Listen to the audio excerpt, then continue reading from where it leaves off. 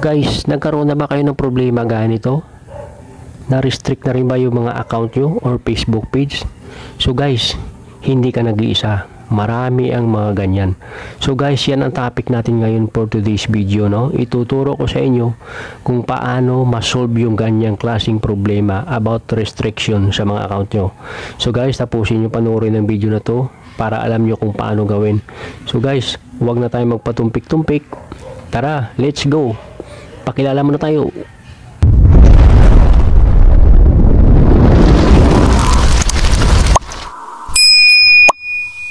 So guys, welcome back to my channel. So guys, ito na, ituturo ko na sa inyo step by step kung paano ma-solve ang inyong mga issue sa inyong mga profile account or Facebook page, no?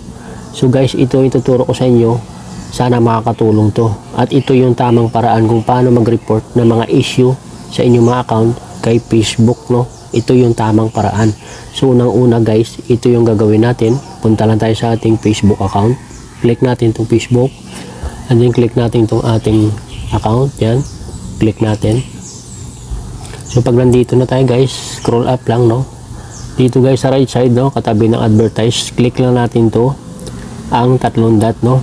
Para i-check natin kung nagkaroon ba ng issue yung ating profile account. So click natin itong profile status. Natin malalaman kung mayroon tayo mga issue. So ito guys, no, kung makikita nyo, ito yung account ko. Mayroon tayong profile has some issues, no. So ang nangyari ito, may na-share ako, may i-post ako false information, no. So post fact check siya, no, July 23, 2025. Ito lang guys, no. So ngayon guys, hindi siya ma-recommend muna ni Meta sa ibang mga audience kasi nga nagkaroon tayo ng issues. So paano natin to ma-report at sana mapagbigyan tayo, no, ni Facebook na matanggal ito, no.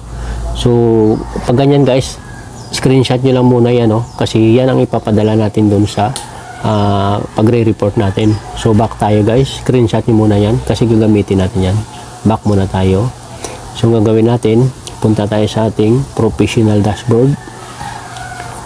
So yan, makikita nyo, no? Profile has some issues. We restricted your profile as safety measure because your activity may not follow our rules, no? Ganun yan pag may hindi ka na follow ng mga rules, no? Mga guidelines si Meta. Sigurado talaga yan magkakaroon ka ng problema sa iyong account. So scroll up lang natin guys, no? Punta tayo dito sa, hanapin natin yung support, no? Click natin tong support. So pag na-click na natin yung support guys, kung makikita nyo rito, no, nakalagay pa rin some issues, no. So dito guys, para mag-report tayo, i-click lang natin to guys, ang report a technical problem, no. So click natin to. Antayin lang natin guys. So guys, pag nandito na tayo sa report technical problem, no, so nakalagay dyan, include complete logs and diagnostic in your report, no. So dito, scroll up tayo pa, no? Scroll natin pa baba, no? Ito. Kailangan click natin to, no? Para if you submit a bug report while you're logged in, you'll be able to view it and download for information. So kailangan i-click natin tong include, no? Include natin yung report. So ngayon guys, dito pag nandito na tayo sa select products, dito ang gagawin nyo, kung halimbawa ang gamit nyo is Facebook page, so i-click nyo rito yung page, no. Pero pagka profile naman ang gamit nyo guys, profile lang, no. Depende yan guys kung anong gamit nyo. So sa akin, ito profile. Click natin ng profile, no. So dito guys, maglalagay tayo dito ng i-describe natin yung the issue, no. Yung tungkol sa ating issue. Dito magsusulat tayo, no, para i-report natin sa Facebook team, no. And then i-include natin sa report yung screenshot natin na yun, no. So ganito yun guys, sample lang to. Dear Facebook team, lagay natin due to was not following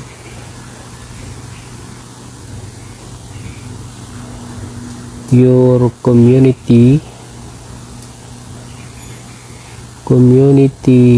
guidelines,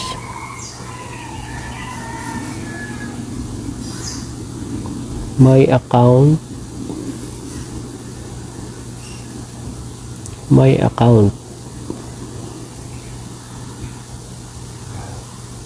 has have an issue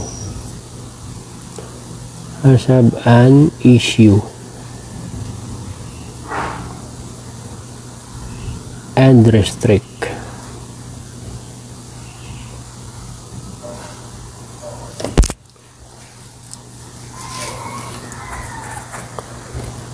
So, lagay natin dito. So, I apologize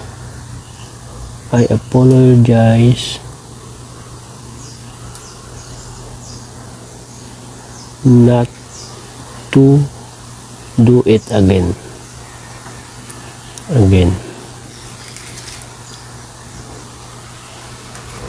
I want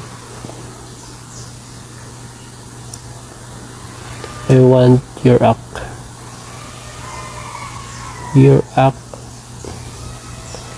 and kind consideration regarding this matter.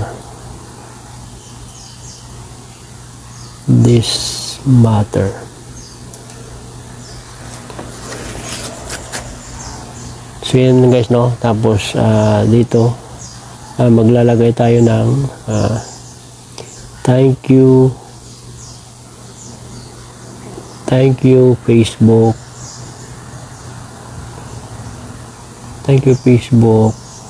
team.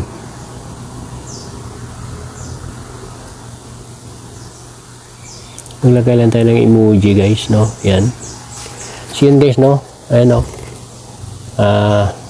Pwede nyo gaya, no? Basta maglagay na lang kayo dyan guys, no? Sarili nyong opinion kung anong gagawin, o siyempre mag-promise kayo sa kanya na hindi nyo na ulitin, no? Para matanggal yung restriction natin. And then pagkatapos yan guys, ang gagawin natin, i-click natin tong upload from phone, no? Yung na-screenshot natin, no? Hanapin nyo sa sa inyong dito yun. Ito, hanapin nyo itong na-screenshot natin, no? So yan, profile some issue, no? Yan. And then pagkatapos yan guys, isend na natin yan, no? And then pag na-send natin yan guys, send na natin to guys. Yan. And then pag na-send na natin yan guys, finalizing bug report, no? Pag na-send na natin, maghintay na lang tayo guys ng result, no? Yung reply ni Facebook team, no? So siguro magbilang tayo ng mga 7 days, depende kasi sa violation na nagawa natin, no? Minsan inaabot iba ng mga 2 months na talagang matindi yung violation mo, pero pag mga konting lang, hindi naman siya abutin, siguro mga 1 week or 2 weeks, no? So ganun talaga guys, kaya kailangan bago tayo mag-post o mag-share ng mga video, no? Lalo na yung mga report, na kailangan i-check muna natin kung talagang legit, kasi false information ay napakalaking violation din yan guys, no? So ayaw ni Meta na mag-share tayo ng mga report, no? Yung mga pinopost na mali, no? Kasi nakaka-alarming yan, no? And then nakaka-ano sa mga community, no? Hindi maganda.